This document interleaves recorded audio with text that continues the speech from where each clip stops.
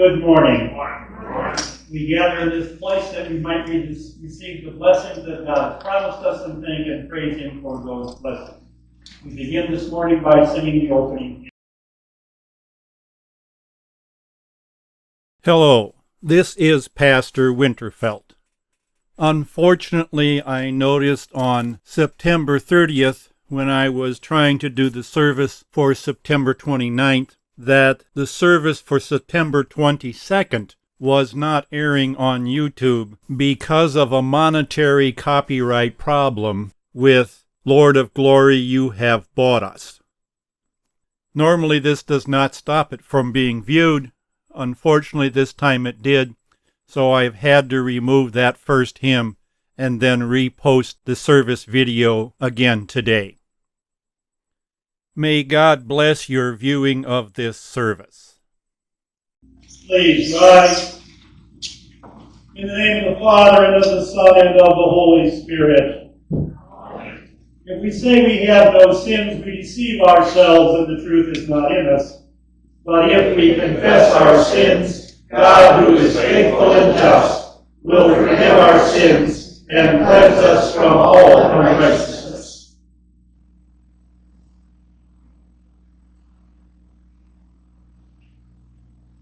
Let us then confess our sins to God our Father.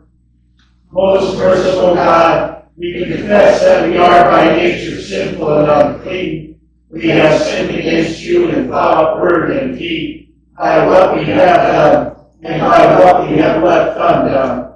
We have not loved you with our whole heart. We have not loved our neighbors as ourselves. We justly deserve your present and eternal punishment.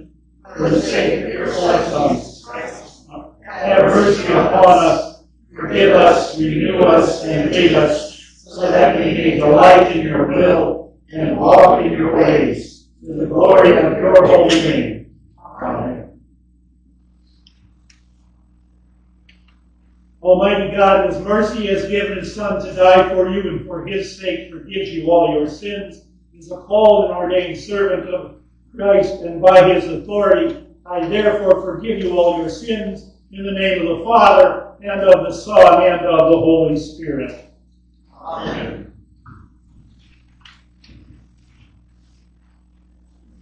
Delight yourself in the Lord, and He will give you your desires of your heart.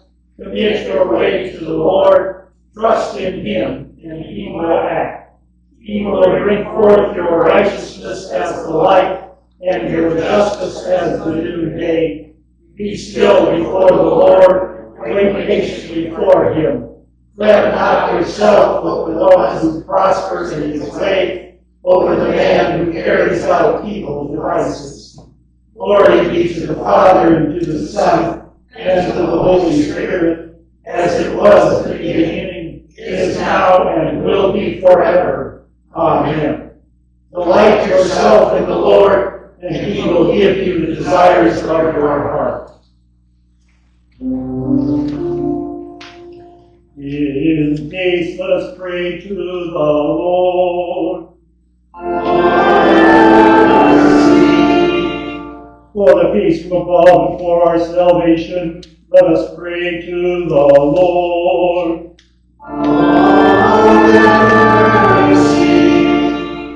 For the peace of the whole world, for the well-being of the Church of God, and for the unity of all, let us pray to the Lord.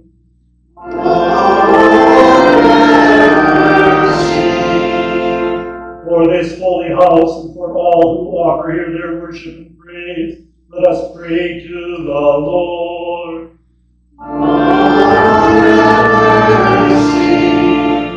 Help, save, comfort, and be gracious to us. Help that comfort and defend us, gracious Lord.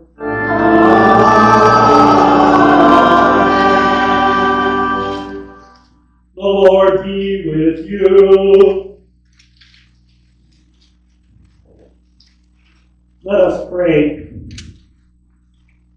O God, whose strength is made perfect in weakness, grant us humility and childlike faith, that we may please you with both will and deed, through Jesus Christ, your Son, our Lord, who lives and reigns with you and the Holy Spirit, one God, now and forever. Amen. You may be seated for the reading of the lessons.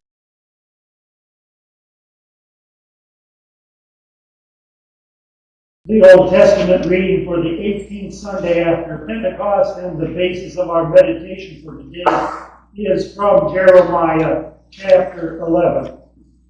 The Lord made it known to me, and I knew that you showed me their deeds.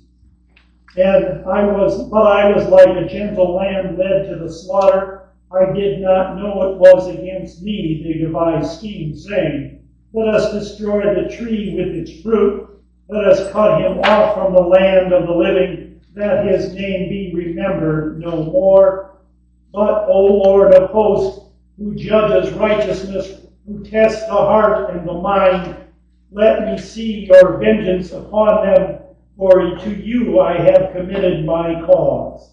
This is the word of the Lord. Thanks be to God. The epistle is from James chapter 3. Who is wise and understanding among you? By his good conduct let him show his works in the meekness of wisdom. But if you have bitter jealousy and selfish ambition in your heart, do not boast and be false to the truth.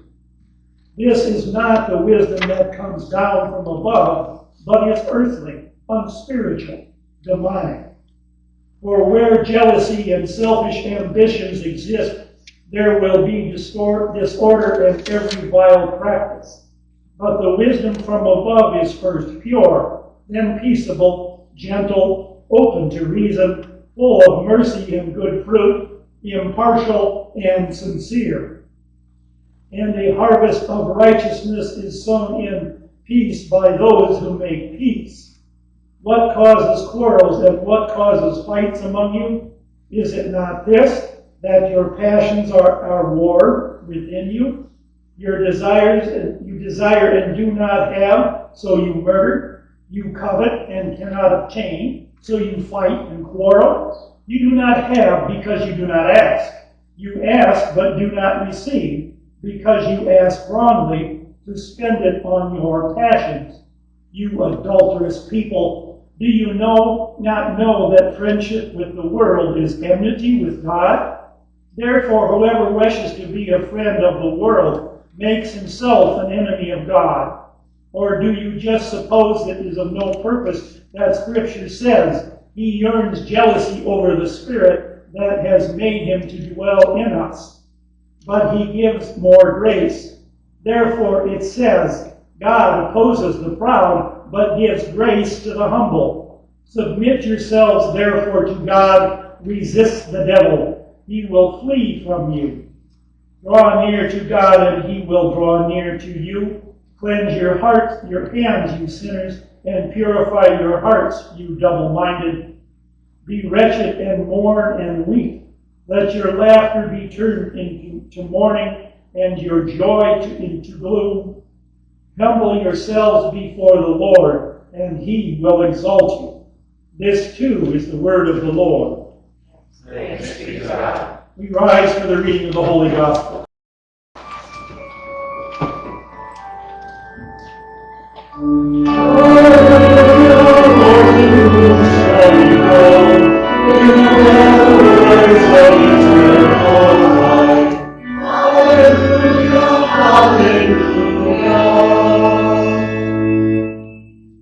Holy Gospel according to St. Mark, the 9th chapter.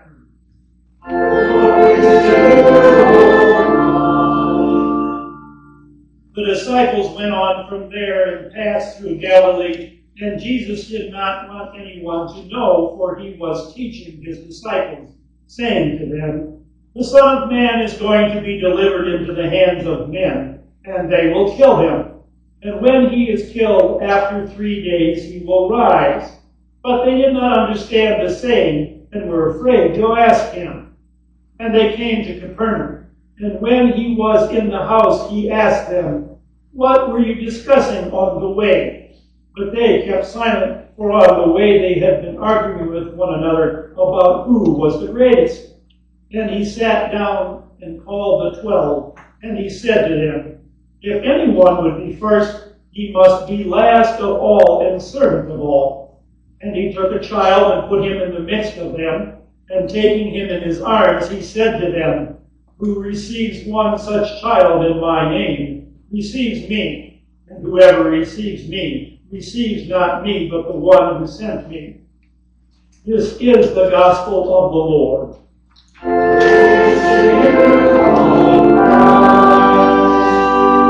You may be seated as we sing the hymn of the day.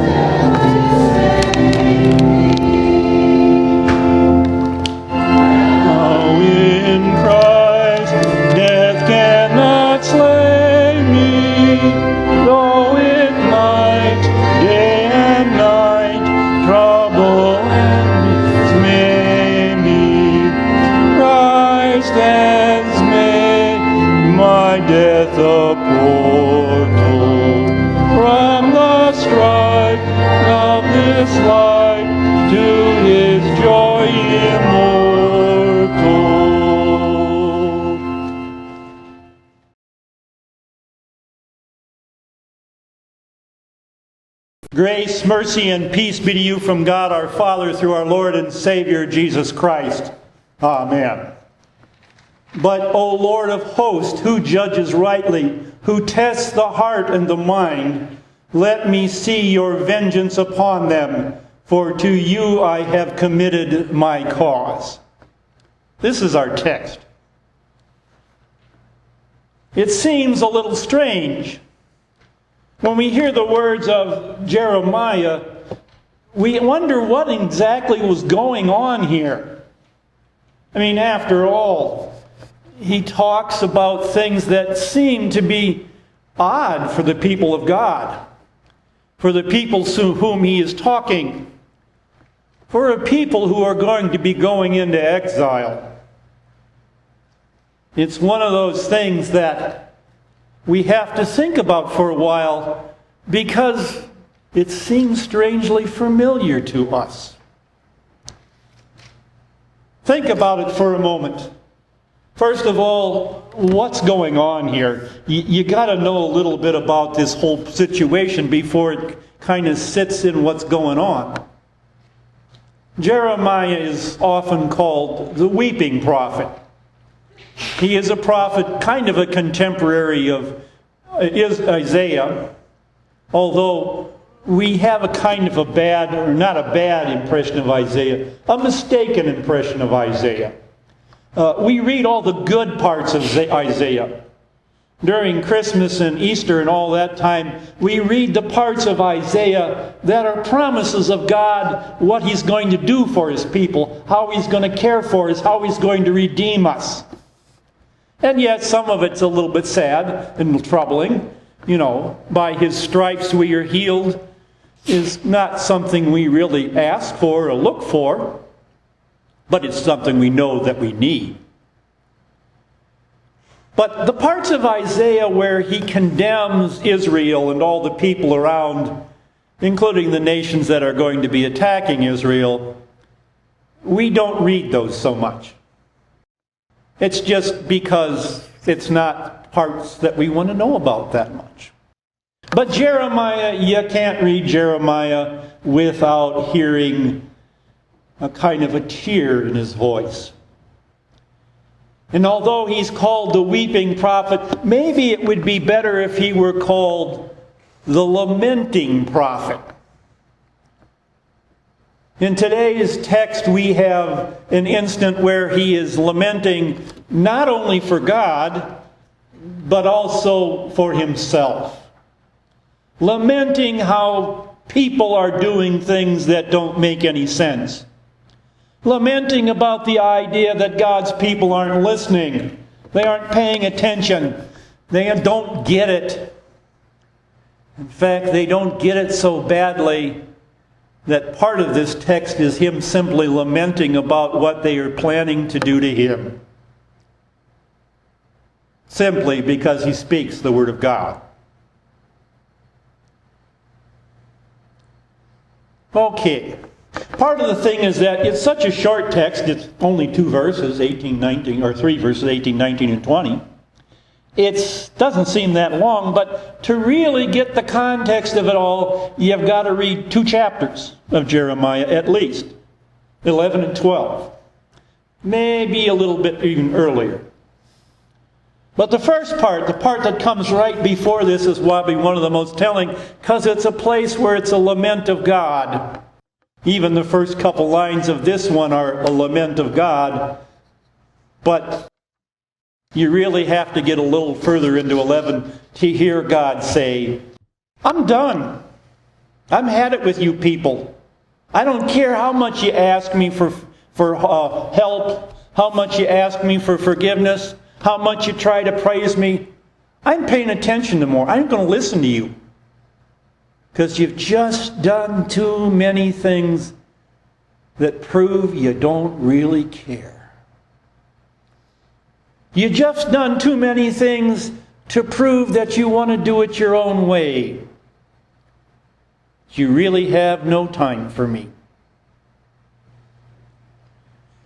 It just is a question of what's going on and what God is saying. Jeremiah does in fact quote God's lament. For the Lord has made it known to me, then you showed me their deeds. You got to kind of catch the change in person there. The change in tense, if you will.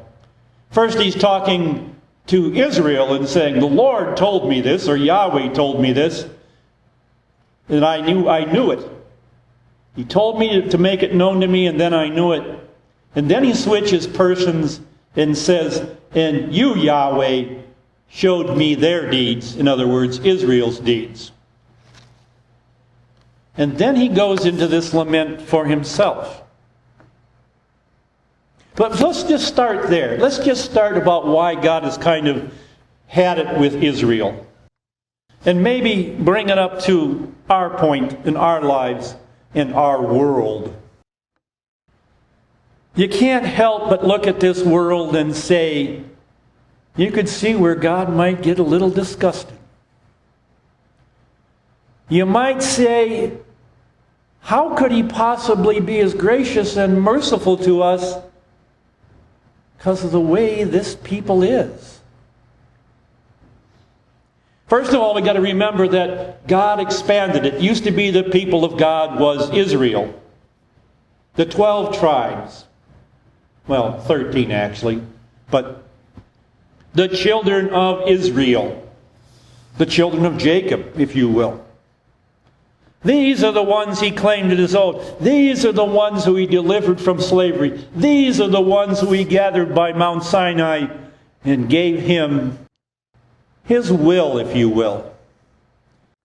Sometimes when we read the Ten Commandments, we don't understand that the Hebrews didn't really ever call them the Ten Commandments.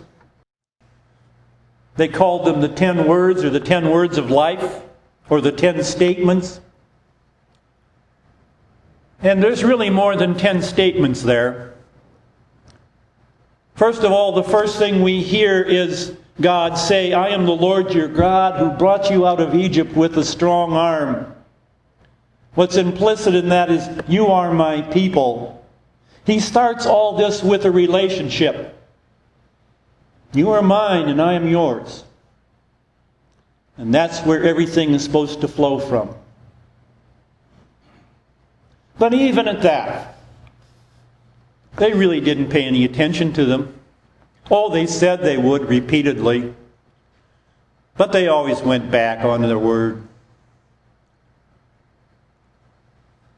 It got worse and worse. And there was more than once when God gave up on the people. But when we come to Jeremiah, we see exactly what God is doing. He's already promised it. He's already promised it through Isaiah. I'm going to take you and I'm going to put you in exile and you're going to be taken away from this land. And what's more importantly, if you aren't here, if you can't get to the temple in Jerusalem, you can't get to me. That seems to be an impossible thing for God to say. We just can't understand it. But that's what He says. We are told in Isaiah that the only reason God is doing this is to call the people back. Return to the Lord your God, for He is gracious and merciful, long-suffering, and full of abundant love. God tells us He only chastens us or chastises us to heal us, to make us full, to make us complete, to make us His own. Yet, this is where it gets Him. This is where it gets Him. Yes, one of the kings kind of repents for a while. Then a second one, well, after he's in captivity, he repents. But he sure wasn't very repentant before that. It's one of those things where you can see Israel just going down the drain. Oh, I misspeak. Not Israel. Israel's gone. Judah. The tribe of Judah and half a tribe of Benjamin huddled around Jerusalem, trying to figure out ways to avoid being destroyed and taken captive, and basically stepping into the big bear trap. Oh yeah, Assyria was very good about, or Babylon was very good about being off Syria and the northern 12 tribes. But then they figured, what the heck, we've got this big army here anywhere, and now that we've won the war, we aren't doing anything, so we might as well take these people into captivity and take all their stuff and use them as slave labor. Didn't quite work out the way Judah wanted it to. And yeah, they turned and they blamed God, and God kind of went, well, okay, if you don't want me to be good to you, I can do that too. It's kind of a gentleman that way. If you insist on it, you just insist on doing it your own way, He'll let you. He will. You'll be sorry, but he'll let you. Hopefully you're sorry soon enough. Then we come to the point where we look at the world around us and see that they must be doing the same things.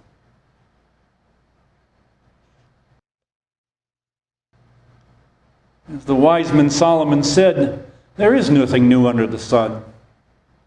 People have all thought of this before. We've all done it before. But now we get into the heart of the matter. We get into this part where Jeremiah starts talking about himself and being sacrificed as a gentle lamb being led to the slaughter. He says he didn't know that these people were scheming against him. You'll be amazed when you find out who these people are. It's Jeremiah's own family. It's his father's family. They are literally planning to kill him. They are planning to kill him to silence his tongue, to silence the Word of God. The Word of God that has done nothing but promise good for these people. Oh yes, he's warned. Yes, he's threatened. But even in this threat, in this warning, in this exile that will come about, his only purpose is to draw them back to him. His only purpose is to make them understand how much they need him.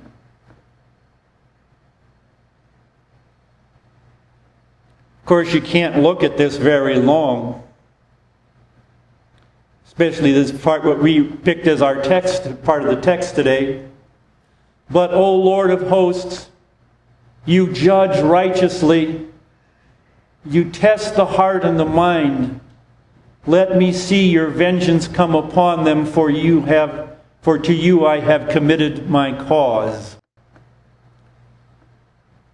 Does Jeremiah really want to condemn this people Israel? Isn't that why he's a prophet? To turn them back to God, to bring them back. Now is when we get to the point with the heavy theological terms. The term type. We say something is a type of something else. Usually in Scriptures it's a type of Jesus. Which means it's kind of a forerunner, kind of a miniature, kind of a situation that we can see where Jesus will solve it.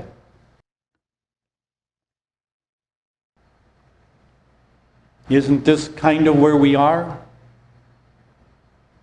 Isn't this what we see in this thing from Jeremiah? That the Son of God, who was sent here to redeem and reconcile us, will do so by being put to death on a cross. Will do so by shedding his blood. Now, Jeremiah didn't. He wasn't killed. But we can see where this is going, where the promises of God shine through. He will stop at nothing to redeem your life. He will literally send his Son to die on a cross so that you never have to face the death that your sins have earned you. How much more gracious of a God can you get?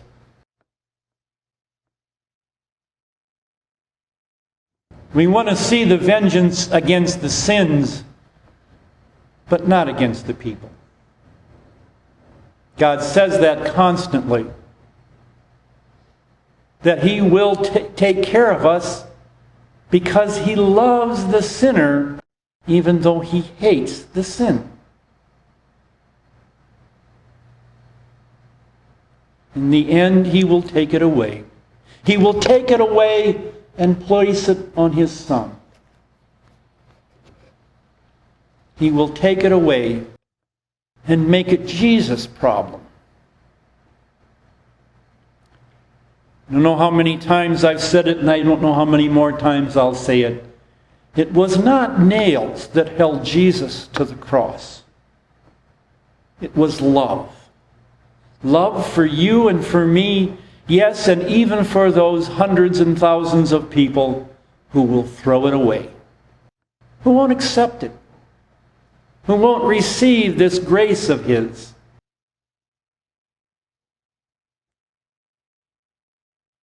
How many times doesn't Jesus say that to people He meets, individuals, after He heals them? Go on your way, your faith has made you whole. Your faith has made you complete. Your faith has made you eternal. Not in punishment, not in this what you've earned by your sins, but in grace and mercy and blessing and even honor and glory that will all be ours because Jesus died on a cross and rose again. That you and I and everyone that ever existed has the opportunity to be His very own. Yes, Jeremiah is lamenting, both for God and for himself. And we know that Jesus lamented over Jerusalem. Oh, Jerusalem, Jerusalem, how many times I would have gathered you into my arms, and you would not. He says that again to you today. I have gathered you into my arms. You are safe and protected. You are eternally mine.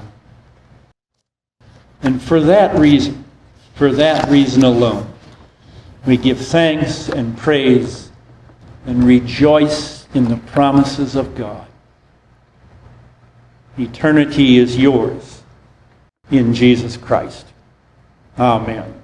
And the peace of God, which surpasses all human understanding, keep your hearts and minds in Christ Jesus unto eternal life. Amen.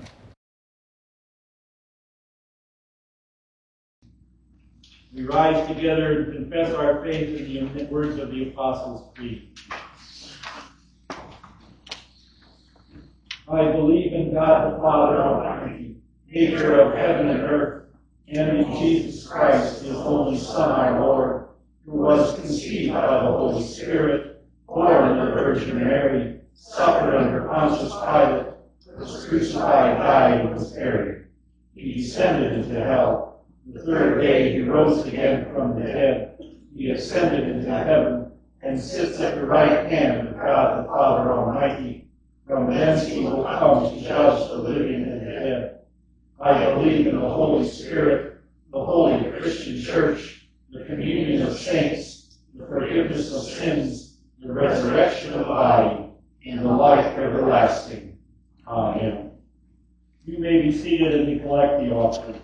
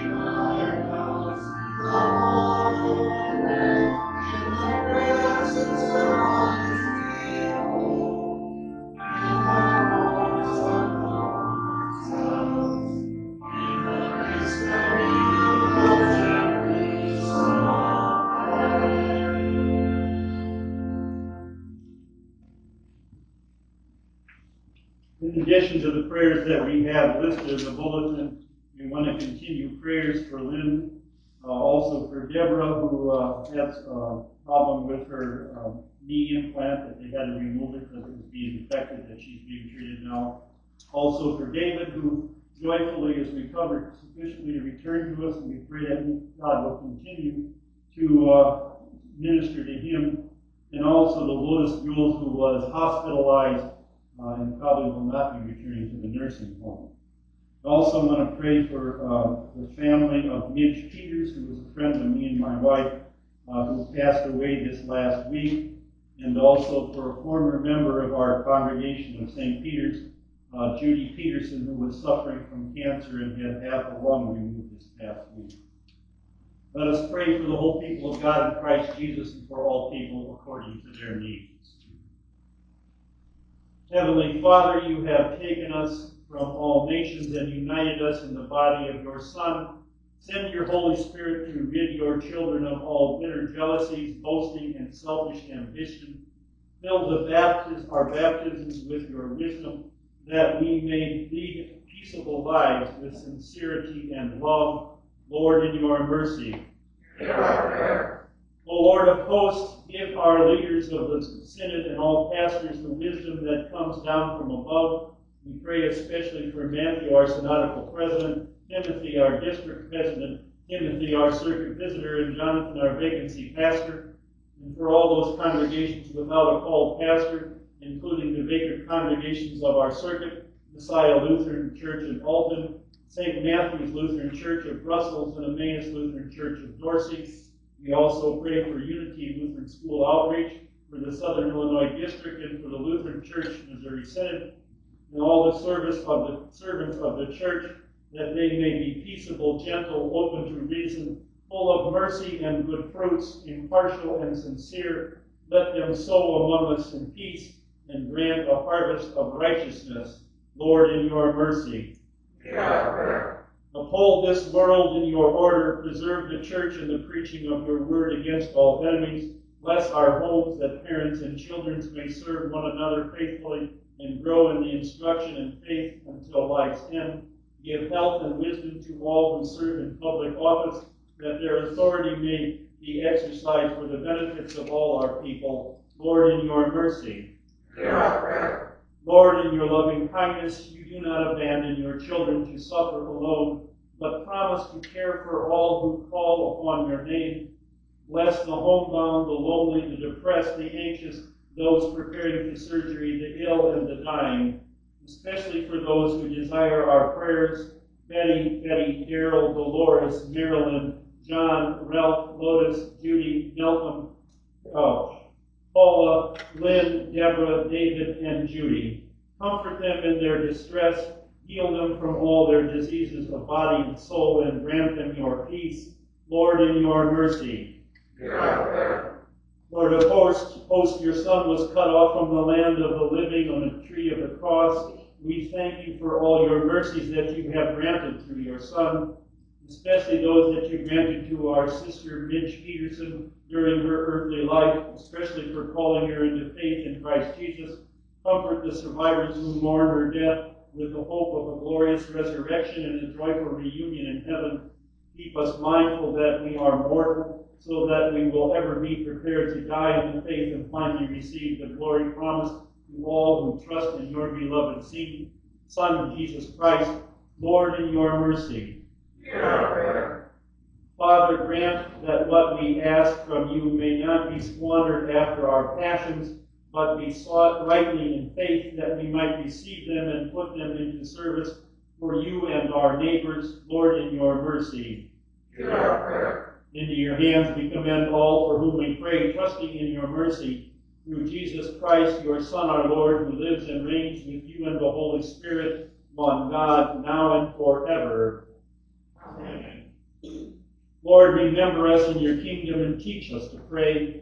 Our Father, who art in heaven, hallowed be thy name. Thy kingdom come, thy will be done, on earth as it is in heaven. Give us this day our daily bread, and forgive us our trespasses as we forgive those who trespass against us. And lead us not into temptation, but deliver us from evil. For thine is the kingdom, and the power, and the glory, forever and ever. Amen. The Lord bless you and keep you. The Lord make his face shine upon you and be gracious unto you. The Lord look upon you in his favor and give you